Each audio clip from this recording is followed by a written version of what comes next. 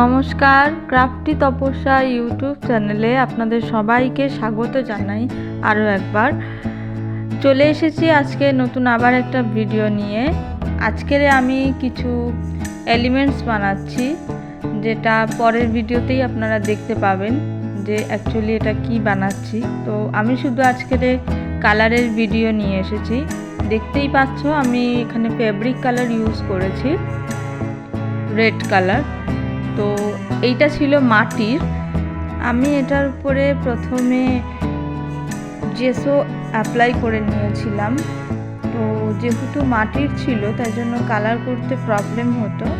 আর এই সাদা পাখি বা যেই বেডগুলো দেখতে পাচ্ছ, এগুলো উপর আমি কোনো রকম জেসো অ্যাপ্লাই করিনি, ডাইরেক্ট রং করছি। আমি কারণটা বলে দিচ্ছি। কারণ যখনই তোমরা ওয়ালপুট্টি দিয়ে কোনো কিছু বানাবে তার উপর জেসো অ্যাপ্লাই না করাই ভালো। কারণ এক্ষেত্রে হয় কি, জেসোর উপরে কোনো রকম তোমরা পাতলা রং ইউজ করতে পারবে না, সেটা বেরিয়ে আসতে পারে। আর যদি ডিরেক্ট পুট্টির উপরে কালারটা করো তাহলে কালারটা খুব তাড়াতাড়ি অ্যাবজর্বও করে নিতে পারে আর অল্প কালারেও কাজ হয়ে যায়। তো আমার কাছে যদিও কালারগুলো খুবই কম ছিল, তাই জন্য আমি এই কাজটা করেছি। তো দেখেছি সত্যি, তাই আমি এই টিপসটা ট্রাই করেছি, করে দেখেছি যে সত্যি কার্যকারী হয়েছে, তাই জন্য তোমাদের সাথে শেয়ার করছি। তোমরাও চাইলে এটা অ্যাপ্লাই করে একবার দেখতে পারো। আর হ্যাঁ, এগুলো সবটাই ওয়ালপুট্টি দিয়ে তৈরি করা।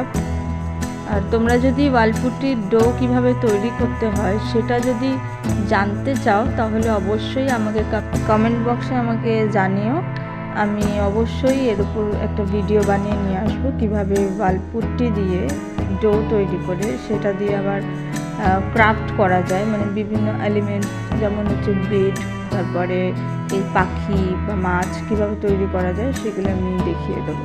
চ্যানেলে নতুন হয়ে থাকলে অবশ্যই সাবস্ক্রাইব করে দিও এবং পাশে থাকা বেল আইকনটি অবশ্যই প্রেস করতে হবে, না হলে আমার ভিডিও নোটিফিকেশান তোমাদের কাছে পৌঁছাতে পারবে না। আর হ্যাঁ, আমি তুমি করে কথা বলছি, কারণ তোমরা যথেষ্ট আমার নিজের আপন হয়ে গেছো, সেই কারণেই। যদি ভিডিওতে কোনো ভুল ত্রুটি হয়ে থাকে অবশ্যই ক্ষমা করে দিও। আর ভিডিওটি ভালো লাগলে অবশ্যই লাইক করবে, শেয়ার করবে এবং কমেন্ট করতে ভুলবে না। এবং বন্ধুবান্ধবদের সঙ্গে বা যারা ক্রাফট ভালোবাসে, যেসব বাচ্চা বা তোমাদের বন্ধুবান্ধব কেউ আত্মীয় স্বজন, তাদের কাছে অবশ্যই শেয়ার করে দিও। আমার হাতে ধরে বেডগুলো প্রচণ্ড অসুবিধা হচ্ছিল কালার করতে, যার জন্য একটা কাঠি ঢুকায় নিয়েছি। ওটা কাঠি নয়, ঠিক ওই ব্রাশের পিছনটা ঢুকাই দিয়েছি যাতে অসুবিধা না হয়। তো আমার হাতে অলরেডি কালার লেগে এমনই অবস্থা যে আমার হাত থেকে ছাড়তেই চায় না কালারগুলো। আর হাত থেকে কালার কিভাবে না লাগবে সেই রকম কিছু টিপস আমি সত্যি আমার জানা নেই এই জীবনে। তোমাদের কারোর যদি কিছু জানা থাকে অবশ্যই আমাকে জানিও। বুঝতেই তো পারছো, শিক্ষিত মানুষ কী করা যাবে। যাই হোক, আমার এলিমেন্টসগুলো তৈরি হয়ে গেছে।